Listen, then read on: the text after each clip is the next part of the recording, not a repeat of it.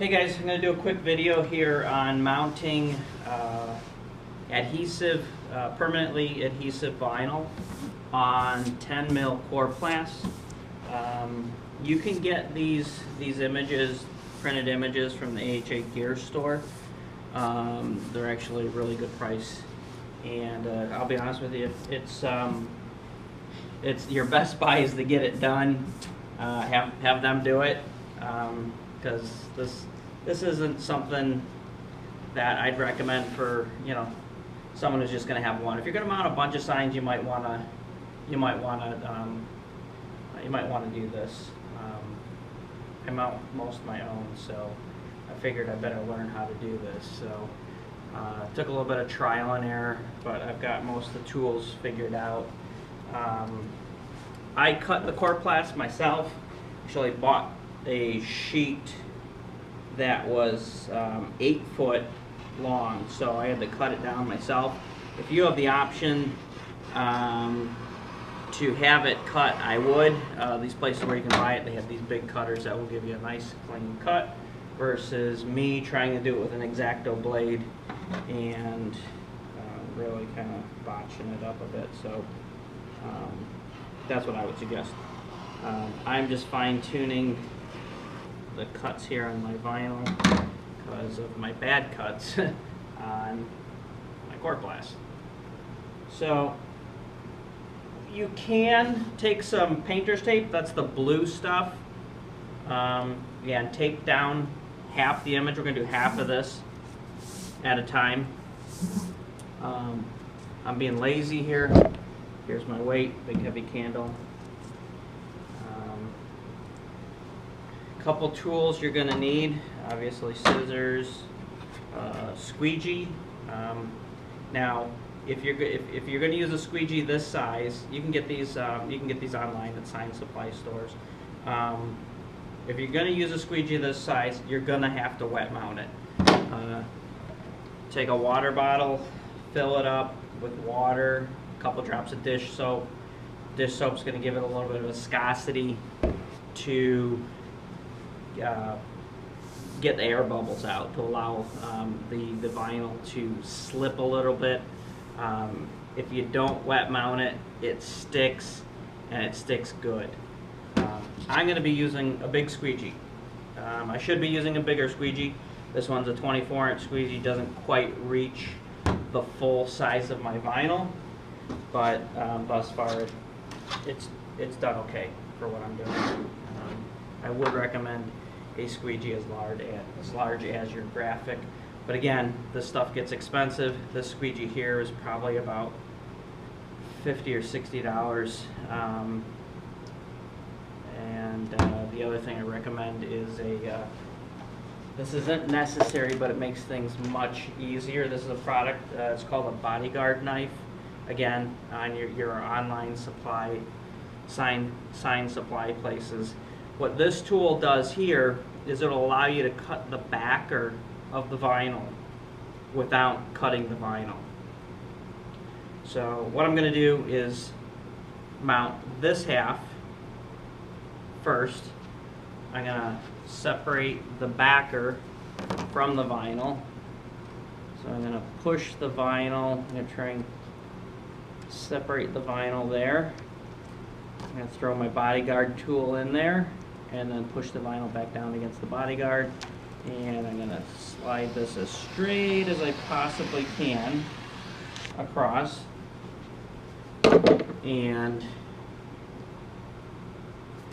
you can tell my vinyl, the back of this vinyl, it's a gray, it's got a gray pigment to it.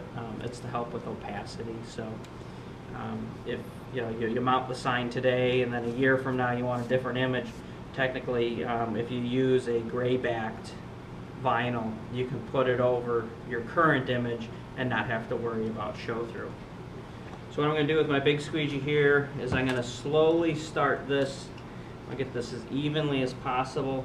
I want the backer to cup up, so I'm going to start off real slow, make sure the backer cups up and start sliding against the Corplast. I don't want it to cup under, because it is paper.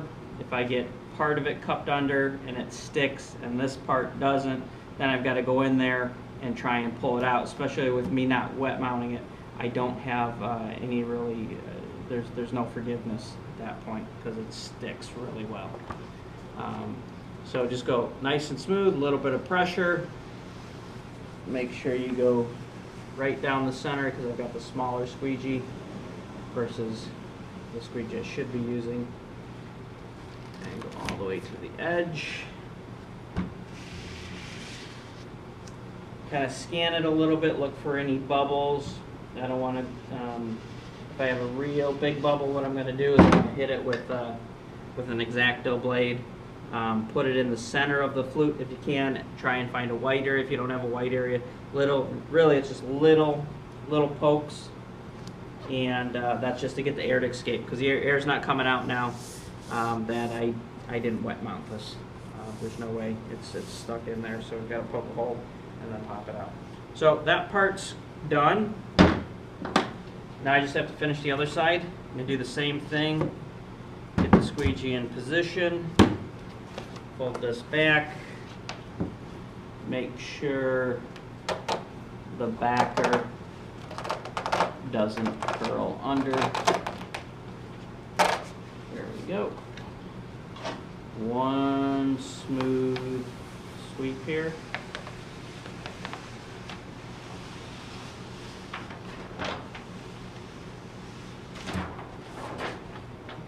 Scan it, make sure I don't have any bubbles, and then I'm just going to go nice and slow. Then once you've got it to the point where you've got no bubbles, I've got a nice bubble right here.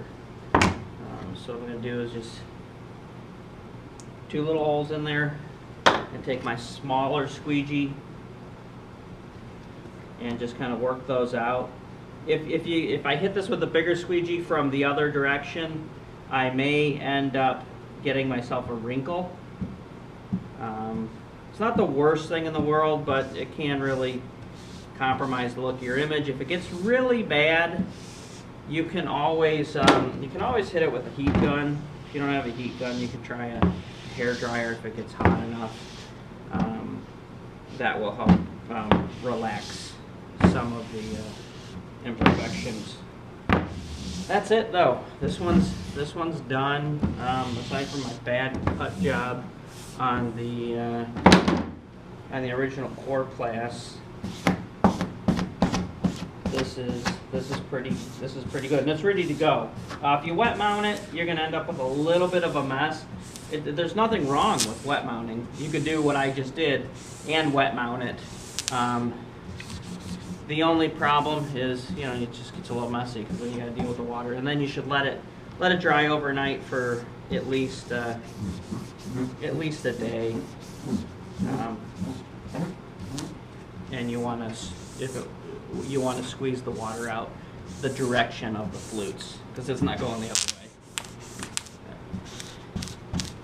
So anyway, that's that. We are done. Sad image, but man, it's the truth. The truth, unfortunately. All right, guys. God bless.